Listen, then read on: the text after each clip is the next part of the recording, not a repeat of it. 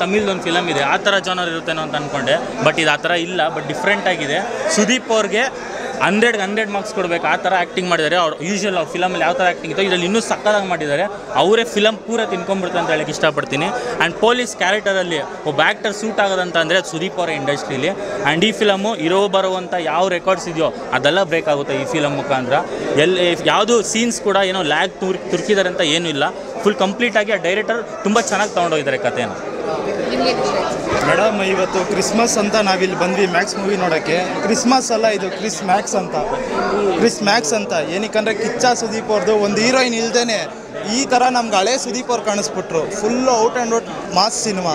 ಅದು ಸುದೀಪ್ ಅವ್ರದ್ದು ನೋಡಿ ಸಖತ್ ಖುಷಿ ಆಯಿತು ಬ್ರೋ. ಇದರಲ್ಲಿ ಏನಂದರೆ ನಮ್ಗೆ ಇನ್ನೊಂದು ಇಷ್ಟ ಆಗಿದ್ದು ಎಲ್ಲ ತಮಿಳ್ ಡೈರೆಕ್ಟ್ರು ನಮ್ಮ ನೇಟಿವಿಟಿಗೆ ಏನಪ್ಪ ಮಾಡಿರ್ತಾರೆ ಅಂದ್ಕೊಂಡ್ವಿ. ಅದನ್ನು ನಾನು ಕೈದಿ ಫಿಲಮ್ ತಲೆಯಲ್ಲಿ ಇಟ್ಕೊಂಡು ಬಂದಿದ್ದೆ. ಅದನ್ನು ಮೀರಿಸುವಂಥ ಸಿನಿಮಾ ನಮ್ಮ ಕನ್ನಡದಲ್ಲೇ ಬಂದೈತೆ ಅಂತ ಎದೆ ತೊಟ್ಕೊಂಡು ಹೇಳ್ತೀನಿ ಬ್ರೋ. ಆ ಥರ ಐತೆ, ಸಕ್ಕದಾಗೈತೆ ಸಿನಿಮಾ. ಎಲ್ಲ ಬಂದು ಈ ಸಿನಿಮಾ ನೋಡಿ.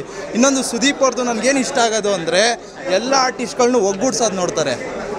ನಾನು ಎಷ್ಟು ಫ್ಯಾನ್ ಆಗಿರ್ಬೋದು, ಅದಕ್ಕೋಸ್ಕರನೇ ಸುದೀಪ್ ಅವ್ರನ್ನ ಇಷ್ಟಪಟ್ಟು ಇಲ್ಲಿ ಬಂದಿದ್ದೀನಿ. ಏನಕ್ಕಂದರೆ ಮೊನ್ನೆ ಅವ್ರದ್ದು UIA ಪ್ರಮೋಷನ್ಗೆ ಬಂದಿದ್ದರು.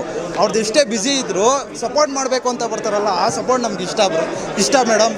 ಅದಕ್ಕೋಸ್ಕರ ನಾವು ಇವತ್ತು ಮ್ಯಾಕ್ಸ್ ನೋಡೋಕೆ ಬಂದ್ವಿ. ಎಷ್ಟು ಫ್ಯಾನ್ ಆಗಿದ್ರು ನಾವು ಸುದೀಪ್ ಅವ್ರನ್ನ ಸಪೋರ್ಟ್ ಮಾಡಿದ್ದೀವಿ. ನಾವೆಲ್ಲ ಒಂದೇ, ನಾವೆಲ್ಲ ಸೇರಿ ಸುದೀಪ್ ಅವ್ರಿಗೆ ಸಪೋರ್ಟ್ ಮಾಡ್ಬೇಕು. ಜೈ ಸುದೀಪ್ ಅಂತ. ಮೇಡಮ್, ಮ್ಯಾಕ್ಸ್ ಜೊತೆ ಮಾತಾಡಬೇಕು ಅಂದರೆ ಮ್ಯಾಕ್ಸಿಮಮ್ ಸೌಂಡ್ ಇರಬೇಕು. ಮ್ಯಾಕ್ಸ್ ಸಿನಿಮಾ ನೋಡಬೇಕು ಅಂದರೆ ಥಿಯೇಟ್ರ್ ಕಿತ್ತೋಗೋ ರೇಂಜಿಗೆ ಸೌಂಡ್ ಇರಬೇಕು. ಆ ಸೌಂಡು ಇದರಲ್ಲಿ ಅಭಿಮಾನಿಗಳು ಮಾಡಿದ್ದಾರೆ. ಕಿಚ್ಚ ಸರ್ ಹತ್ರ ಒಂದೇ ಒಂದು ರಿಕ್ವೆಸ್ಟು, 2 ವರ್ಷಕ್ಕೊಂದು ಸಿನಿಮಾ ಮಾಡಿಬಿಡಿ ಸರ್, ವರ್ಷಕ್ಕೆ 2 ಸಿನಿಮಾ ಮಾಡಿ.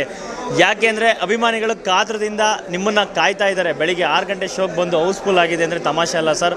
ಅಷ್ಟು ಕ್ರೇಜ್ ಇದೆ ಕಿಚ್ಚ ಸರ್ಗೆ. ಈ ಶೋಗಳನ್ನ ಮಾಡೋದನ್ನ ಸ್ವಲ್ಪ ಕಮ್ಮಿ ಮಾಡಿ ಸಿನಿಮಾನ ಸ್ವಲ್ಪ ಜಾಸ್ತಿ ಮಾಡಿದ್ರೆ ಇನ್ನೂ ಸಿಕ್ಕಾಪಟ್ಟೆ ಕ್ರೇಜು ಜಾಸ್ತಿ ಆಗುತ್ತೆ. ಮತ್ತು ನಮ್ಮ ಕನ್ನಡ ಸಿನಿಮಾಗಳು ಸಿಕ್ಕಾಪಟ್ಟೆ ಚೆನ್ನಾಗೂ ಹೋಗುತ್ತೆ ಅಂತ ಕೇಳ್ಕೊತಾ ಇದ್ದೀನಿ. ಸಿನಿಮಾ ಬಗ್ಗೆ ಹೇಳಬೇಕು ಅಂತ ಅಂದರೆ ಮೇಡಮ್, ಒಂದೇ ಒಂದು ಸೀನ್ ಟು ಸೀನು ಸಿಕ್ಕಾಪಟ್ಟೆ ಎಂಜಾಯ್ ಮಾಡ್ತಾರೆ.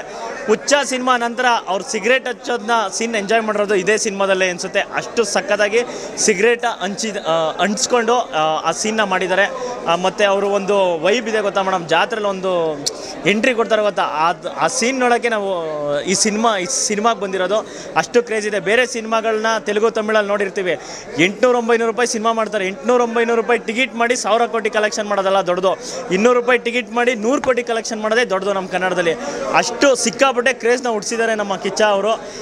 ದಯವಿಟ್ಟು ಹೇಳ್ತಾ ಇದ್ದೀನಿ, ಪೈರಸಿ ಮಾಡೋದನ್ನ ಬಿಟ್ಟು ನಮ್ಮ ಕನ್ನಡ ಸಿನಿಮಾಗಳನ್ನ ಥಿಯೇಟ್ರಿಗೆ ಬಂದು ನೋಡಿದ್ರೆ ಇದೇ ಥರ ನಮ್ಮ ಕಿಚ್ಚ ಸರ್ರು ವರ್ಷಕ್ಕೆ 2 ಸಿನಿಮಾ ಮಾಡೋದ್ರಲ್ಲಿ ಡೌಟೇ ಇಲ್ಲ. ದಯವಿಟ್ಟು ಹೇಳ್ತಾ ಇದ್ದೀನಿ, ಪೈರಸಿ ಮಾಡೋದನ್ನ ಬಿಟ್ಟು ಸಿನಿಮಾಗಳು ನೋಡಿ. ಜೈ ಕಿಚ್ಚ ಬಾಸ್.